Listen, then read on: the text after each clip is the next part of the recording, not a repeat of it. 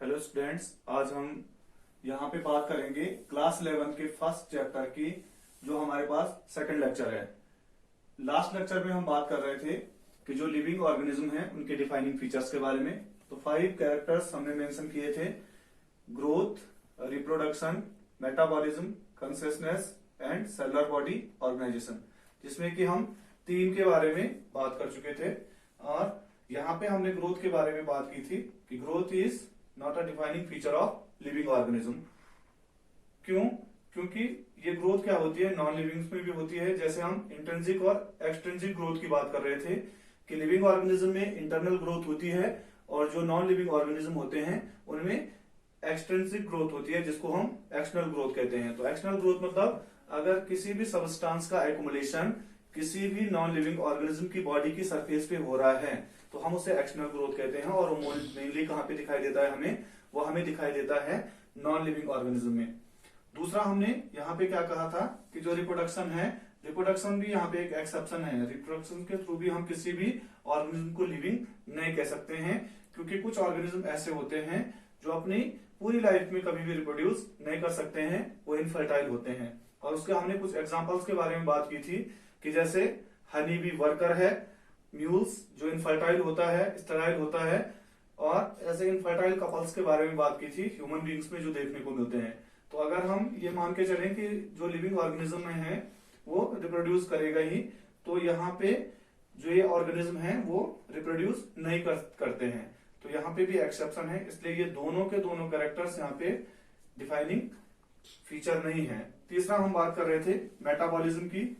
Metabolism जो process होती है, मेटाबॉलिज्म, यहां पे हमने कहा था कि मेटाबॉलिक प्रोसेस एक ऐसी वाइटल प्रोसेस है जो सिर्फ लिविंग बॉडी के अंदर हमें देखने को मिलती है। यूनिसेलुलर टू मल्टीसेलुलर ऑर्गेनिज्म, जो किसी भी ऑर्गेनिज्म की ग्रोथ डिपेंड करती है, वो मेटाबॉलिक प्रोसेस पे डिपेंड करती है। इसी मेटाबॉलिक प्रोसेस को हमने 2 पार्ट में डिवाइड किया था। पहला था हमारे पास एनाबॉलिज्म एंड सेकेंड वन हमारे पास क्या था यहाँ पे? कैटाबॉलिज्म। कैटाबॉलिज्म की हम बात करें तो ये एक डिस्ट्रक्टिव प्रोसेस है, डिस्ट्रक्टिव प्रोसेस, और ये एक सिंथेटिक प्रोसेस है जिसमें कोई सब्सटेंस सिंथेसाइज हो रहा है। जो कॉम्प्लेक्स मॉलिक्यूल्स है हमारी बॉडी के अंदर जाकर के उनका वहां पे क्या कर दिया जाता है? ब्रेक डाउन कर दिया जाता है, और उससे हमारी बॉडी के एनर्जी के लिए क्या किया जाता है? ग्लूकोज को सिंथेसाइज किया जाता है, जो फाइनल प्रोडक्ट होता है। और जो रेस्पिरेशन की प्रोसेस थी उसमें हम बात कर रहे थे कि जो रेस्पिरेशन है वो क्या है? डिस्ट्रक्टिव प्रोसेस है, जिसमें कि हम ग्लूकोज का कंजप्शन करके उसका ब्रेक डाउन करके वहां पे क्या करते हैं? एनर्जी को लिबरेट करते हैं। प्लांट्स में हमने बात की थी कि फोटोसिंथेसिस की प्रोसेस क्या है वहां पे? वो प्रोसेस जिसमें कि ग्लूकोज का फॉर्मेशन हो रहा है, और उस प्रोसेस में प्लांट्स क्या कर रहे हैं? अपने लिए फूड को वहां पे प्रिपेयर कर रहे हैं। तो आज हम यहाँ पे बात करेंगे जो हमारे पास ये 4th वाला जो रह गया है और 5th वाला रह गया है, जिसमें हम कॉन्सियसनेस की बात कर रहे हैं। कॉन्सियसनेस एक क्या है? यहाँ पे डिफाइनिंग फीचर है लिविंग ऑर्गेनिज्म का। डिफाइनिंग फीचर्स मतलब जो प्रोसेस सारे के सारे लिविंग ऑर्गेनिज्म में होती है। कॉन्सियसनेस मतलब अपने इन्वायरमेंट के अकॉर्डिंग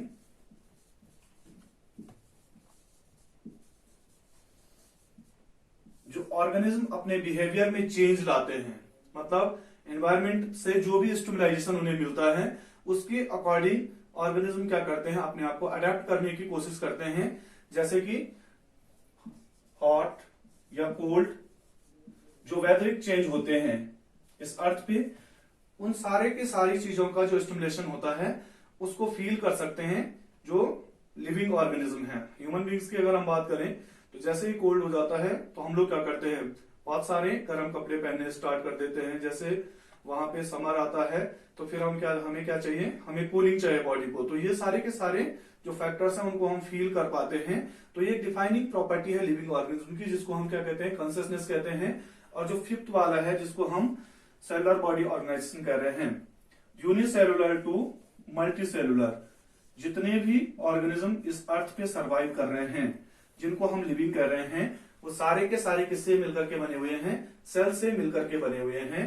उनकी जो बॉडी ऑर्गेनाइज हुई है वो सेल से मिलकर के बनी हुई है, चाहे वो यूनिसेलुलर हो या वो मल्टी सेलुलर हो। तो मल्टी सेलुलर या यूनिसेलुलर जो ऑर्गेनिज्म है वो सारे के सारे किससे मिलकर के बने हुए हैं, वो सेल से ही मिलकर के बने हुए हैं। यूनिसेलुलर जैसे हम बात करें किसकी, अमीबा एक यूनिसेलुलर ऑर्गेनिज्म है, इसका कोई भी डिफाइनिंग शेप एंड साइज नहीं होता है, ये अपने शेप एंड साइज में चेंजेस कर सकता है।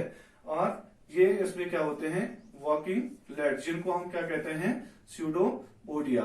स्यूडोपोडिया, इनको फॉल्स फीट भी कहा जाता है, फॉल्स फीट, क्योंकि ये फीट परमानेंट नहीं होते हैं। कंसंट्रेशन ऑफ साइटोप्लाज्म पे ये फीट क्या होते हैं, इनका फॉर्मेशन डिपेंड होता है। जिधर ज्यादा कंसंट्रेशन साइटोप्लाज्म का होगा, स्यूडोपोडिया उस तरह फॉर्म होना स्टार्ट हो जाएंगे। तो हर एक ऑर्गेनिज्म सेल से मिलकर के बना हुआ है। और अगर हम सेल की कंपोजिशन की बात करें तो जो सेल है वो बहुत सारी चीजों से मिलकर के बना हुआ है। अगर हम वहां पे देखेंगे कि लिविंग बॉडी के अंदर कौन कौन से वहां पे कंपोनेंट होते हैं, कार्बन होता है, हाइड्रोजन होता है, ऑक्सीजन होता है, नाइट्रोजन, फास्फोरस, ये सारी की सारी चीजें एक सेल के कंपोजिशन में क्या होती है, वहां पे हेल्पफुल होती है। लेकिन इन सारे मटेरियल्स को हम कलेक्ट करके हम अपने आप किसी भी सेल का फॉर्मेशन नहीं कर सकते हैं, जबकि ये जो सारे कंपोनेंट्स हैं ये हमारी अर्थ की क्रस्ट जो है उसमें भी पाए जाते हैं, सॉइल्स में पाए जाते हैं। लेकिन यहाँ पे लिविंग ऑर्गेनिज्म को बनाने के लिए इनका जो यहाँ पे कंपोजिशन होता है वो हेल्प करता है सेल को फॉर्म करने के लिए। तो मल्टीसेलुलर ऑर्गेनिज्म की हम बात कर रहे थे कि मल्टीसेलुलर ऑर्गेनिज्म क्या करते हैं, ग्रुप ऑफ सेल से यहाँ पे फॉर्मेशन करते हैं किस चीज का, टिश्यू का। टिश्यू से क्या बन जाता है, ऑर्गन बन जाता है। जैसे कि हम ऑर्गन्स की बात करें, लंग्स हो गया, लीवर हो गया, या जो हमारे अदर ऑर्गन्स हैं, हार्ट हो गया, और वो सारे के सारे ऑर्गन्स मिलकर के क्या बनाते हैं, ऑर्गन सिस्टम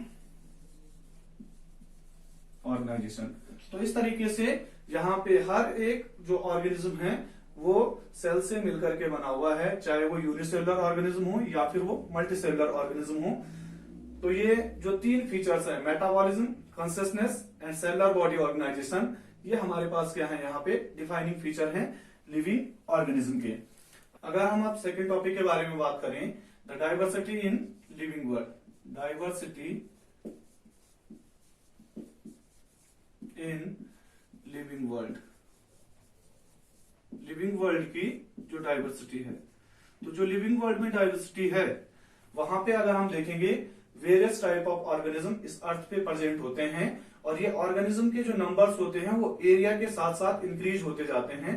अगर हम किसी एक छोटे पर्टिकुलर एरियाज में देखेंगे तो उस एरिया में हमें क्या दिखाई देंगे, बैक्टीरिया भी प्रेजेंट होते हैं जिनको हम नेक्ड आई से नहीं देख सकते हैं, पॉट प्लांट, ट्रीज, एनिमल्स, अलग अलग टाइप के एनिमल्स जैसे डॉग हो गया, कैट हो गया, या एलिफेंट हो गया, ह्यूमन बीइंग्स हो गया, ये सारे के सारे ऑर्गेनिज्म क्या होते हैं यहाँ पे किसी पर्टिकुलर एरिया में हैं। तो इतने ऑर्गेनिज्म हमारे यहाँ पे हैं। तो डाइवर्सिटी का यहाँ पे मीनिंग है various form of life, various form of life, life की जो अलग अलग फॉर्म इस अर्थ पे एग्जिस्ट करती है उसको हम क्या कहते हैं, डाइवर्सिटी कहते हैं, वेरिएशन इन ऑर्गेनिज्म। तो अगर हम छोटे एरिया की बात करेंगे, इतने सारे एनिमल्स हैं, जैसे जैसे हम रेंज को बढ़ाते जाएंगे वहां पे जो ऑर्गेनिज्म टू ऑर्गेनिज्म वेरिएशन हमें दिखाई देगा वो क्या होता जाएगा, बढ़ता जाएगा। जैसे हम अमेजन की बात करें, जो अमेजन रेन फॉरेस्ट है, सबसे ज्यादा वहां पे क्या है, डाइवर्सिटी है, क्योंकि वो एक डेंस फॉरेस्ट है, और उस फॉरेस्ट के अंदर जो है मैनी ऑफ स्पीसीज क्या करती हैं, सरवाइव करती हैं, ऑर्गेनिज्म की और प्लांट की। तो अलग अलग टाइप के ऑर्गेनिज्म हमें वहां पे देखने को मिलेंगे। रेंज को हम इंक्रीज करते रहेंगे, एरिया को अगर हम इंक्रीज करते रहेंगे तो वो एरिया क्या करेगा, वहां पे जो ऑर्गेनिज्म टू ऑर्गेनिज्म वेरिएशन होगा वो भी क्या होता रहेगा, वो इंक्रीज होता रहेगा। दूसरा हमें क्या करना है, क्या देखना है यहाँ पे, कि जो अभी तक एस्टिमेटेड हमारे पास डाटा है उस डाटा में हमारे पास 1.5 to 1.7 to 1.8 millions of organism क्या है उसमें रिकॉर्डेड है। 1.7 to 1.8 ऑर्गेनिज्म रिकॉर्डेड हैं। और इन ऑर्गेनिज्म के बारे में अगर हम यहां पे बात करें तो जो फादर ऑफ बायोलॉजी है, father of biology is known as Aristotle. Aristotle को कहा जाता है। प्लांट्स को उनके मॉर्फोलॉजी के बेसिस पे हर्ब, सर्प और ट्रीज में क्या किया गया, उनको डिवाइड किया गया। हर्ब, सर्प्स एंड ट्री में उनको डिवाइड किया गया। अब जैसे जैसे ऑर्गेनिज्म में क्या होता जाता है, मतलब बहुत सारे ऑर्गेनिज्म अगर हमें कहीं पे दिखाई देते हैं तो हम उनको क्या कर देते हैं, ग्रुप वाइज उनको आइसोलेट करना स्टार्ट कर देते हैं। सिमिलर कैरेक्टर वाले ऑर्गेनिज्म को हम एक साथ रखना स्टार्ट कर देते हैं। किसी पर्टिकुलर ऑर्गेनिज्म की अगर हम बात करें तो हर एक ऑर्गेनिज्म को हम क्या करते हैं, यहाँ पे किसी पर्टिकुलर जो लोकल एरियाज है या जो उसका जैसे जैसे रेंज बढ़ती जाती है तो उसको अलग अलग नामों से जाना जाता है। उसका ऑर्गेनिज्म का एक क्या होता है, लोकल नेम होता है और दूसरा उसका नाम क्या होता है, साइंटिफिक नेम। साइंटिफिक नेम जो रखा जाता है उसके लिए हमारे पास क्या है, एक ऑर्गेनाइजेशन है जो कि किसी पर्टिकुलर ऑर्गेनिज्म को एक ऐसा वहां पे नेम दिया जाता है जिसको कि वर्ल्ड वाइड उसी नाम से उस ऑर्गेनिज्म को जाना जाता है। और उस ऑर्गेनाइजेशन को हम क्या कहते हैं, international code for botanical nomenclature, ICBN। Plant का जो इंटरनेशनल नेम होगा, साइंटिफिक नेम होगा, जिसको पूरी दुनिया में उसी नाम से जाना जाता है, तो उस नाम को कौन देता है, वहां पे ICBN देता है। और किसी एनिमल्स को जो नाम दिया जाता है वो कौन देता है, ICZN, international code for zoological nomenclature. Nomenclature मतलब यहां पे हम अगर बात करें नोमेनक्लेचर की, नोमेनक्लेचर का मतलब होता है नेमिंग ऑफ ऑर्गेनिज्म। जो किसी भी ऑर्गेनिज्म को क्या करता है, कोई नाम देता है, उसे हम क्या कहते हैं, नोमेनक्लेचर कहते हैं। तो जो ICBN है और जो ICZN है वो क्या करता है, यहाँ पे ऑर्गेनिज्म को दो नाम देता है।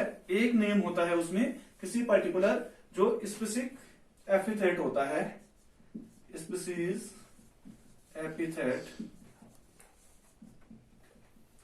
जैसे हमारे एनसीईआरटी में मेंशन किया गया है कि जो मैंगो है, इस मैंगो की क्या है, हमारे पास बहुत सारी क्या है वैरायटीज हैं। और मैंगो का जो नाम है, जिसको एक ही नाम से जाना जाता है पूरे वर्ल्ड में, जो साइंटिफिक नेम है वो है आपका मैंजीफेरा इंडिका। ये जो साइंटिफिक नेम है ये दो वर्ड से मिलकर के बना हुआ है, मैंगीफेरा एंड इंडिका। तो जो इसमें फर्स्ट हमारे पास वर्ड है, जो फर्स्ट कंपोनेंट है, साइंटिफिक नेम दो कंपोनेंट से मिलकर के बनता है। First is genus plus species. किसी भी ऑर्गेनिज्म का जो साइंटिफिक नेम होता है वो दो कंपोनेंट से मिलकर के बना हुआ होता है, जिसको कि हम क्या कहते हैं, यहाँ पे इसको हम क्या कहते हैं, साइंटिफिक नेम कहते हैं। और जो ये हम लिखते हैं, ये हम लिखते हैं जो यहाँ पे वर्ड दिया गया है वो लैटिन वर्ड से लिया गया है, बायोलॉजिकल नेम जिसे हम कहते हैं लैटिन वर्ड। और इसको हम इटैलिक, जो हमारे पास एक रिटन लैंग्वेज होती है इटैलिक, उसमें लिखते हैं। और जीनस और नेम को हम क्या कर देते हैं, अंडरलाइन कर देते हैं। तो यहाँ पे मैंगो का जो जीनस है वो है मैंगीफेरा और जो स्पीसीज है वो क्या है, यहाँ पे मैंजीफेरा इंडिका। पूरा नाम हमारे पास मैंगीफेरा इंडिका है। नेक्स्ट टॉपिक में हम बात करेंगे क्लासिफिकेशन के बारे में, कि किस तरीके से हम किस पर्टिकुलर ऑर्गेनिज्म को क्या करते हैं, क्लासिफाइड करते हैं। हम हियरार्ची के बारे में बात करेंगे। और सेकंड जो हमारा नेक्स्ट वीडियो का लेक्चर होगा वो होगा क्लासिफिकेशन, कि कैसे कैसे हम ऑर्गेनिज्म को क्या करते हैं, क्लासिफाइड करते हैं। जो उसमें क्या होते हैं, टैक्सा होता है, टैक्सोनॉमी के बारे में पढ़ेंगे। टैक्सोनॉमी क्या होती है, फादर ऑफ टैक्सोनॉमी किसे कहते हैं,